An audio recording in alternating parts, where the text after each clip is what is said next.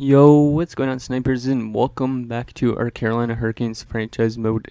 So in last episode, we had the off season and we drafted a franchise goaltender at the 14th overall spot, but there was actually another franchise goaltender that also went in that first round, which was pretty crazy, and it was like at 20 something, I believe. But we're up here at the start of year number 4. This is going to be another pre-recorded episode just because I want to start simulating and see how like Ulnov and whatnot plays. But we are going to make a trade to probably start off this episode just because Pesci, he's still not in his right spot. And he does still have a lot of years left, and I do want to play Luke Martin over him because Luke Martin is now listed as a depth defenseman at a 78 overall. I would rather him play in the spot where Pesci is. As you can see, he's growing pretty good and he's decent defensively as well. So even though Pesci is pretty good, he's an 83. I am going to flip him for probably just a pick, because we could get a first round pick out of this probably if we could find a team that wants him. So Chicago, anybody that could actually afford him. Detroit could afford him and they're listed as a rebuilder. I doubt we could get their first away because it probably has a lot of value. Yeah, their first has a shit ton of trade value. So we could probably get the first from the Boston Bruins, though. And maybe a third. I don't know if we could get a third.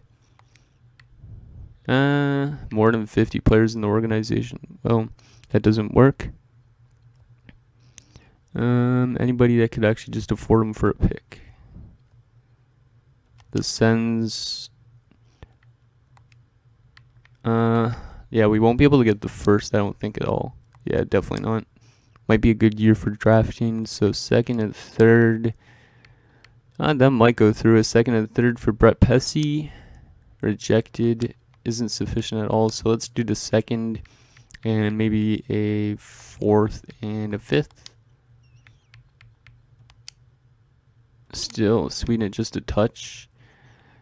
Let's just go the fourth and a sixth. Maybe I could get 3 picks maybe for Pesci. That wouldn't be that bad. There you go. So we got 3 picks for Brett Pesci, which means now we have the roster spot available, and we actually free up a lot of cap too. Because, yeah, that was a lot of years that Pesci had on his deal. So that puts Luke Martin now able to play on the top 6 with Jake Bean. So there you go, Luke Martin. You're going to get some ice time. And also, so you guys know, Jake Bean is listed still as a top 6 defenseman, hence why I'm playing him there. But by next season, if he's listed as a top 4, we're going to have to dip away somebody like Slavin or Fleury to make room for him. But our team is looking pretty good. How's our depth, guys? Nordstrom and Lewis Reinen. We don't have a depth defenseman. That's our only problem. And we're still $20 million under cap, which is pretty crazy. Let's just check free agency for a second. As maybe we want to sign a depth defenseman for this season as well, just in case we get injuries. The Jews is listed as a top 6. Anybody listed as depth? Jacobs. But Jacobs isn't that good. I think I've had him before in a GM mode. Oh, he's actually really good defensive stats. You know, Josh Jacobs might not be that bad for a depth defender. He's better than Patrick Seeloff. You know what? Yeah, let's give this guy a 1-year contract. He could get playing in the NHL. I could always call it McCowan, but I would rather have somebody else. So let's send him to the first game of the preseason. So Jacobs has accepted. Does that put him on our roster right away? Just make sure. We just want him going to the AHL because the AHL is already good as it is. So he should be in our depth. No, he's not. I'm going to have to call him up. And then that way we have 2 depth forwards, a depth defenseman, and then we have, yeah, our rest of our team. So I think our team is actually really stacked and poised for another cup. Like, whatever is our championship status, we got a hopeful status. We had that last year, but we won the cup. So let's get the season started in the simulation to see how we do. So let's go till then in the month of October, just see how we play. So preseasons so far, we start off with 2 wins, scoring 4 goals in each of them. There's another win against the Penguins. Okay, we're playing good in the preseason. Hopefully that continues into the regular season. Scouting wise, let's scout. What do we want to even scout? Forwards, I guess, because we got a lot of defensive players ready, and we got good goaltenders. So, like, I don't even know if we even need to draft a first rounder this year. Okay, so we go 6-0-1 in the preseason. Nicely done. Let's see how we play here in the regular season. So, starting off with 2 losses and a win. Hopefully last year wasn't just a fluke. And our HL team is killing it already, 6-0. I don't know if it's just because of LaFontaine or the players that are also down there. Or Ulanov, maybe Ulanov's just winning a bunch of games already. And we're playing decently here in the NHL, 5-4 so far. But the AHL team is 8-0. I'm liking that. Hopefully Ulanov has like a couple of those wins. Hopefully it's just not all LaFontaine. Like, hopefully Ulanov actually gets ice time. So we are 7-4 in our first month. Not too bad. Has their status changed for any reason? Just out of curiosity. Nope, still hopeful. 8 points for Skinner so far. Let's just check the AHL. I'm going to check the NHL for points just yet because I want to see how Ulanov is doing. Don't need to check the NHL stuff yet. Barrett Hayton's got 8 points and he's up to a 76. Holy crap, this guy is growing pretty quick. He might be NHL bound next season. Goaltending wise, LaFontaine is 7-1-0. 951 save percentage and a 1.23 goals against average. Wow. Did I make him too good? I might have made him too good. And Ulanov is 1-1, 910 save percentage and a 2.53 goals against average. But he is still learning. This is, after all, his first time in North America for playing hockey. So, because he was playing, I guess, in the KHL the year before. So let's just continue with our simulation. We'll go up to, yeah, let's just say December 1st, and then we'll check the player stats. I'd like to get a big chunk of the season done, like probably all the way up to the trade deadline in this episode, and then you guys could chime in for next episode, considering this is the last pre-recorded episode, like I said, probably. For this, well, it's probably now in April when you guys are going to be seeing this. It's still March when I am recording this, so let's get the OHL. Our AHL team's still killing it, 12-2. Yeah, I feel like LaFontaine might win some awards down there, because most of those wins are probably coming from him.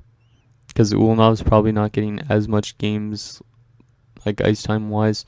Hopefully next season he's just starting goaltender down there.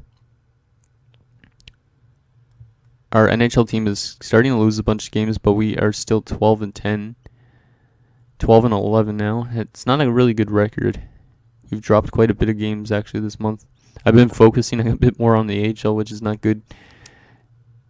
So 12-11-1. Our AHL's 18-5-1. Wow. Okay, let's take a look at their player stats so far. So we are actually out of the wildcard spot currently by only 1 point. Not that it matters this early in the season, but just in case you guys wanted to know. So Skinner leading the way, 17 points, Ras 16, Teravina 13. So we have a lot of players actually under point per game, which is not good. We do have some players that are really good plus-minus wise, and that's Fleury and Slavin, who are both plus 12. But we got a couple of minus players like Jake Bean. Is Jake Bean even on our power play? And Jelkovic actually played really good in his 2 games that he's played so far in the NHL.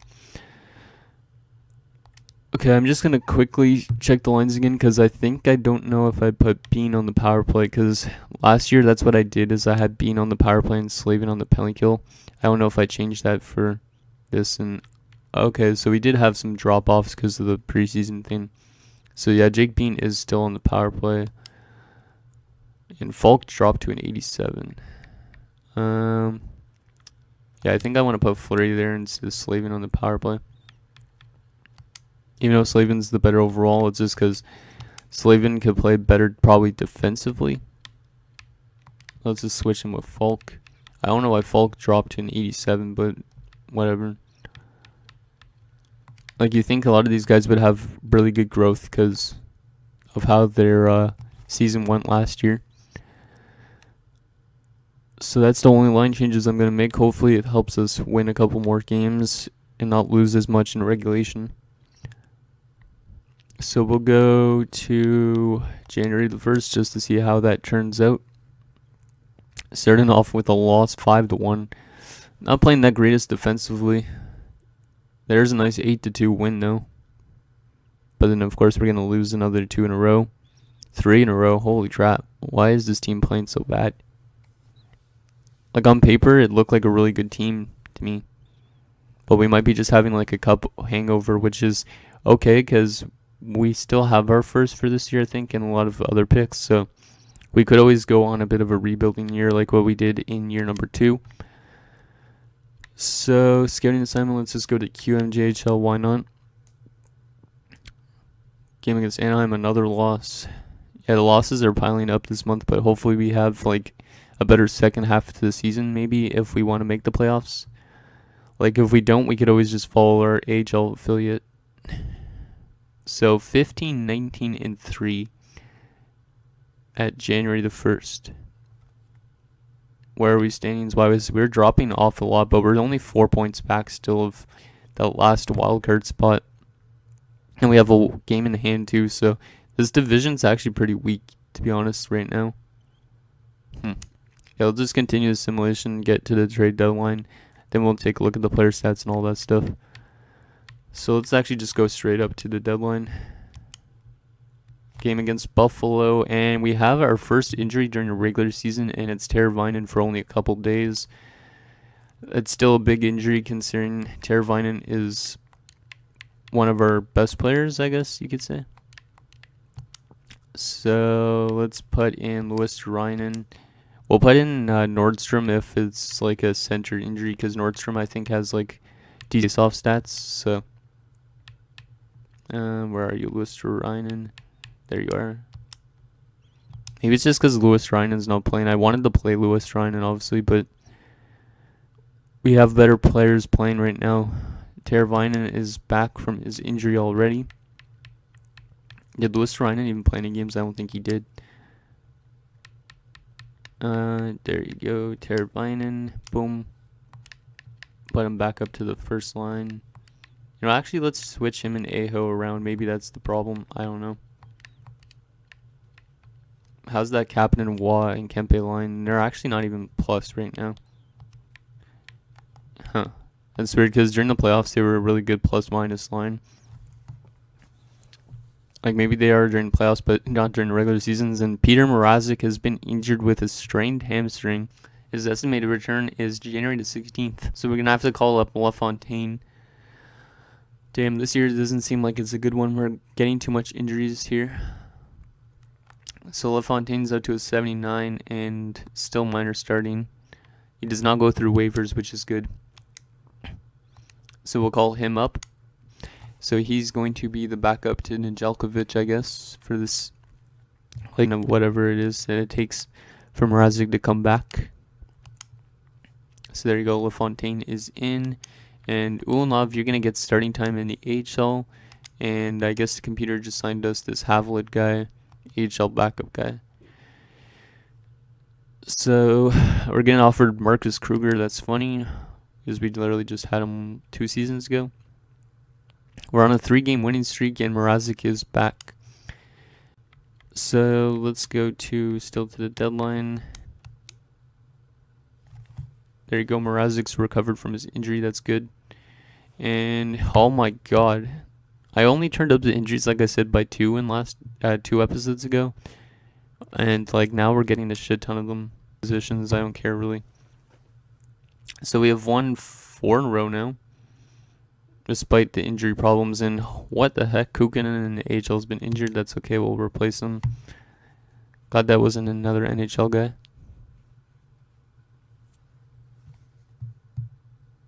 And wait, did I actually even put LaFontaine back in the lineup down there in the minors? I hope so. Even though Ulanov seems to be playing good down there too. Yeah, let's just go United States. Hayden Fleury is back. That is good news. I wonder why we're losing games. You know what? We're going to scratch Luke Martin, I think. Because he's listed still as a depth guy. Which is okay, and I think he should still grow. But I just want to make sure he, like, kind of resets himself. And Jacobs is better defensively, I believe. So we'll put in Jacobs there instead. No, I do not need Dubinsky, and I don't want to trade away Falk just yet.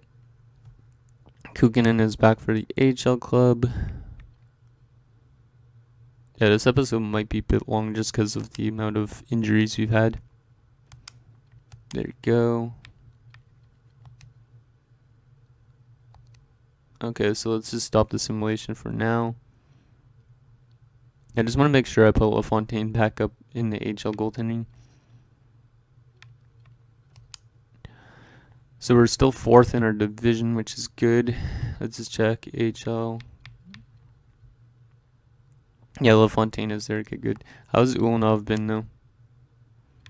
Wow. Okay, this guy is ready to, like, get to the NHL soon.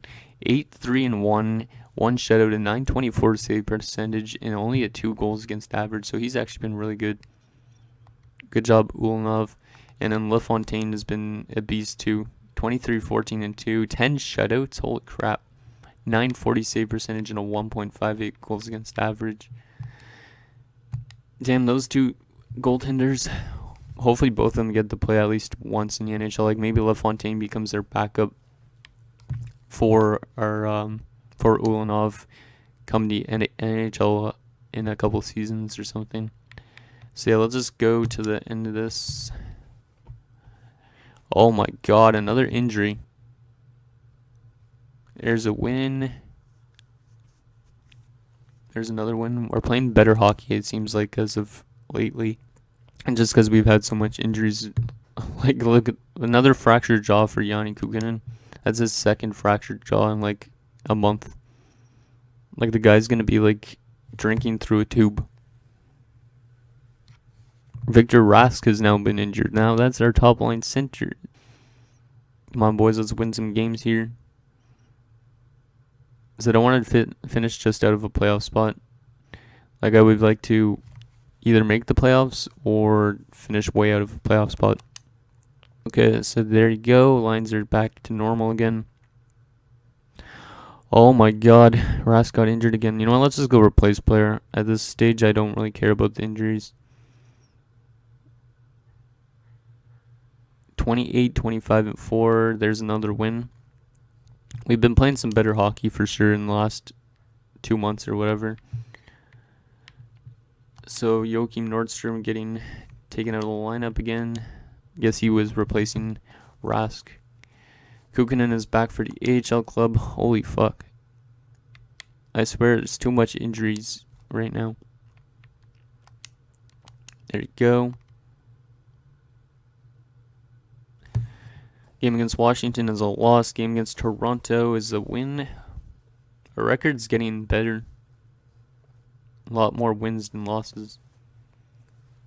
Well, a couple more wins than losses, actually. Trade deadline's upon us. Don't want to edit the trading block just yet. And final game before the deadline against Toronto. Jacob Josephson. I have no use for him. I don't want to scratch any guys. So 31, 28, and 4 at the deadline. So we should be like hovering still around the playoff spot. We might not actually be that close to a wild card spot. I don't even know. Let's take a look at the standings and the stats and all that stuff. And then that'll be it for this episode. Maybe the progress reports as well. So entire league. Well, actually not entire league. Let's just check the East. Carolina, we're actually tied for the wildcard spot, kind of. We're literally just playing against Ottawa, pretty much, and Ottawa's the team I think we traded Pesci to. So, like, we're literally just hovering out of a playoff spot. 3-way tie currently. But Ottawa has less games played than us, so that's a bit of a problem, but we are still up there, which is good news. How has our penalty kill and all that stuff been? Our goals for per game. We are not scoring enough goals. We are one of the worst offensive teams. But in terms of goals against, we are a really good defensive team. Still just like last season. Power play percentage is actually, wow. Our power play is second best in the league. That's good. So we actually have some good stuff, and our penalty kill looks like, yeah, it's one of the worst. So we're not a good defensive team on the penalty kill, but we are on regulation. We're a good power play team, but not necessarily during regulation either, which is weird. We only have 3 shorthanded goals. Our home record sucks ass, and same with our road record, but we are 7-3 in our last 10, so we are trending in the right direction. Let's take a look at our player stats. So Skinner 50 points. Wow. Okay, that's pretty good. Teravainen 42, Ras 39, Brown 38, etc. How has, let's see. Let's just check the plus minus. Fleury is a plus 25. That's actually really good. But Lindholm is a minus 15. Martin's a minus 12. Waz a minus 12 as well. Brown and Kempe are really badly minused. So, yeah, there's a bit of a trend. It seems like the second line maybe is the main problem currently. So Lindholm might have to go this offseason. Mrazek hasn't been that good either. But Nedeljkovic has given us a chance to actually make the playoffs. He's 10-3-1 with a .926 save percentage and a 2.14 goals against average. And now let's check the AHL. See how our prospects are playing. So let's see. Hayton's got 48 points, still 76, but he is growing. Let's see. Anybody else that's a pretty good prospect? I don't think there's anybody else really. No, it doesn't look like it, except for Ulanov. LaFontaine, 29, 18, and 2. 11 shutouts. Damn.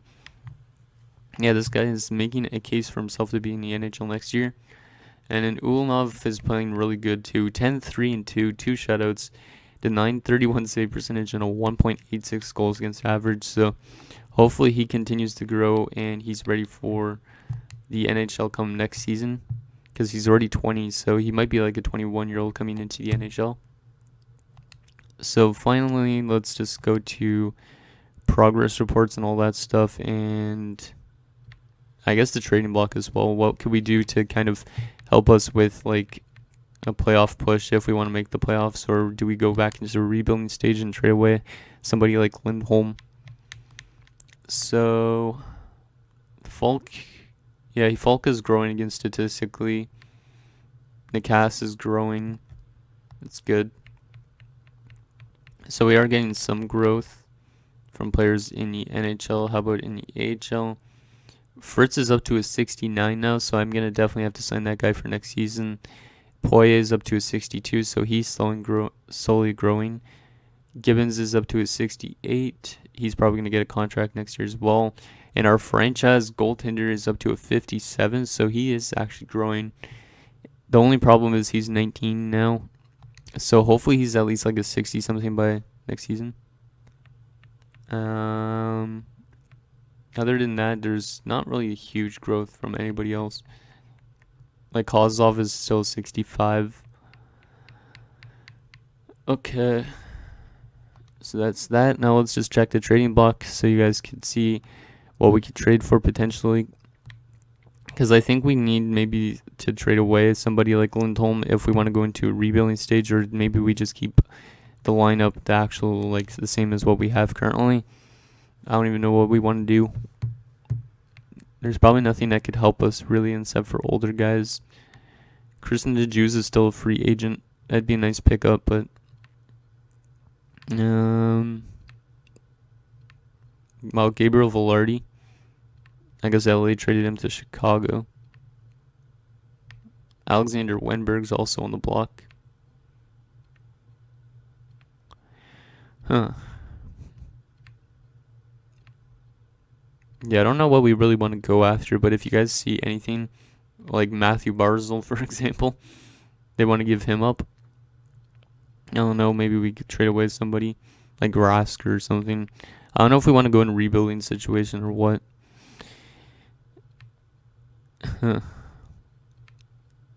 Yeah, a lot of them are older guys. There's a couple young guys. Like I actually even got offered Nylander during the off season for Ulanov straight up, but I don't want to do it because it'd be dumb to do that. Thatcher Demko, that's nice. but I don't think we have the assets to trade for him.